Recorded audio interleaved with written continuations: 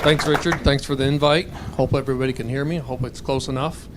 Again, my name is Lynn Boyer with DFW Hard Money. We're right here in Arlington, Texas, right here local. And to date, we've completed 847 residential commercial loans valued at over $187 million with zero investor losses. That's my one-liner, Richard. Nice. Richard asked me to talk about the top 5 things that had helped us raise over $50 million in capital. I do have a business partner, so if you hear me say us or we, I'm saying about my business partner. And it's easy, Richard. There's 5 things that helped us raise $50 million. Beg, plead, stand on a corner, sell plasma, and sell your firstborn. Easy. Just kidding on the plasma. So I've got a question for everybody. If you had $50 million that you want to invest in a company, what would you do to make sure that they're a safe investment? Today I'm going to talk about those 5 things that have helped us raise $50 million. The first thing is communication. My business partner and I we had several hundred rental properties, and we used to get together and complain about how much we were paying this one plumber. I mean, it was thousands of dollars per month each of us were paying this plumber. We sold the rental properties, and our plumber, you know, the plumbers that don't smell good, look kind of rough, they're plumbers.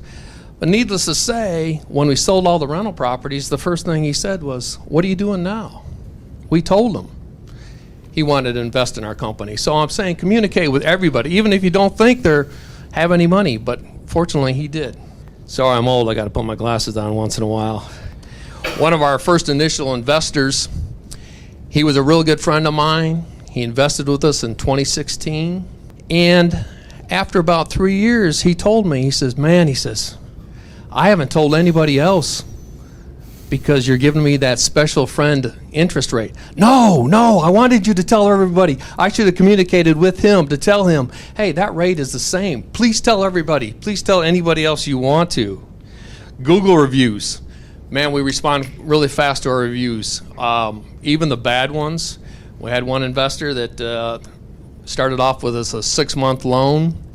He ended up 2.5 years later selling the property, and when he sold it, he lost money, and it was our fault. But we responded. We responded nicely. We responded quickly, and that leads me to the next person that gave us a call. I went out to lunch, and I came back in the office, and the office person said, hey, this person called, and they want to invest money with you. And the first thing I thought was, well, I've already won the Nigerian lottery 3 times, but I thought maybe this person might be legit. So I called her back. The first thing that she said to me was, I've called several hard money lenders. I want to invest in hard money lenders. Nobody would call me back. I looked at your Google reviews. You had one bad review. You responded to it. She left. She came in the very next day, and she left me a check, and it had a lot of zeros on there, and I love those checks with a lot of zeros. 2 months later, she came back after we've only been paying her for 2 months, and she left us another check. So my point is communicate, return phone calls, and you never can tell what will happen. Also, if anybody ever mentions about contributing money to you, respond fast. I mean, we answer emails right away. Our investors appreciate that. Number 2 is having good systems. Our investors are paid correctly, fast, on time. We usually pay them on the 25th of the month, and there's a reason for that. 3 months ago, we send 2 files to the bank every month to pay our investors. Well, once you know it, one of the files got deleted by the bank. Luckily, we already had it there on the 25th, so we didn't have to worry about being late with our investors. So we always pay our investors on time, and they appreciate that. They tell other people. We also make sure that our existing loans, our borrowers, the information's correct, because some of our borrowers have appreciated how we do business correctly. They said, heck with the flipping business, I'm not making enough money. What they do, invest money with us, which even turned out better for them and for us. Have all your procedures written. We've got all of our foreclosure process, our due diligence process, and also all of the office personnel's job descriptions wrote out. We've got one of our marketing persons, she's going to go out on maternity leave, so we definitely have updated her processes because it's going to be another month. She's going to be out of the office, so we definitely got that all documented. Number 3, we've talked about this, or Richard's talked about this quite a bit.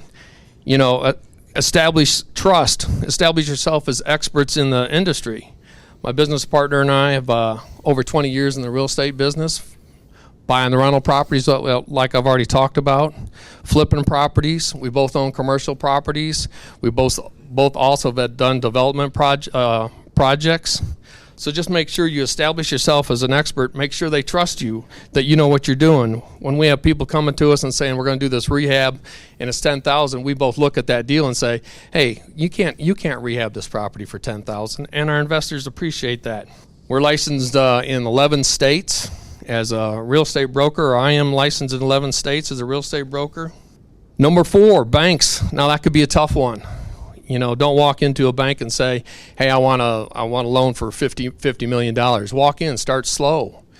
I'm not talking about Chase or Wells Fargo. Start at your community banks. Establish a relationship.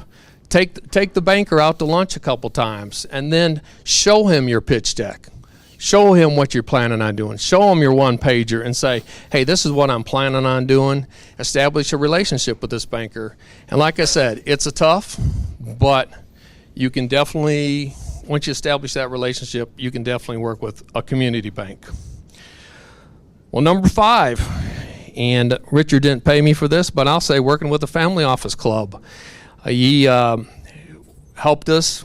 We wrote our pitch deck out, and we reviewed it about 10 times, sent it over to Richard, and he also found mistakes right away. I'm like, you want to make sure you send out stuff professionally, and he found out there were some typos in there. We both read over it.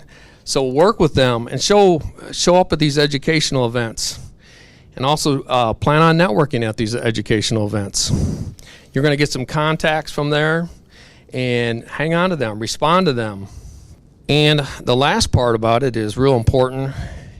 Richard talked about exercising.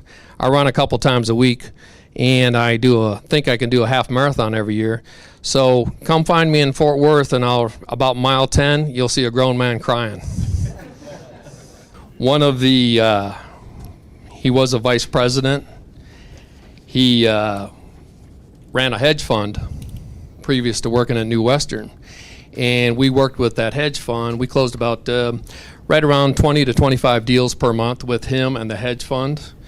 And in fact, in those days, if you're real estate market here, you knew that the option period would be good till midnight.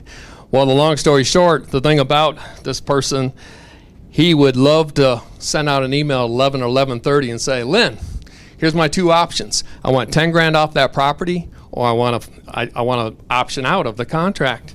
So anyways, we used to stay up till midnight every time working with him because of these 20 deals per month. But he was the vice president for the hedge fund, or he worked with the hedge fund, and then he went to New Western. So we kept on working that relationship. He knew that we could do what we said we wanted to do, and we kept on working with him at New Western. Now New Western's in, 30 states? Yeah. At least. So now, we still work with him. I should have asked any other questions. Mile 10, I'll be out there crying. Fort Worth Bridge.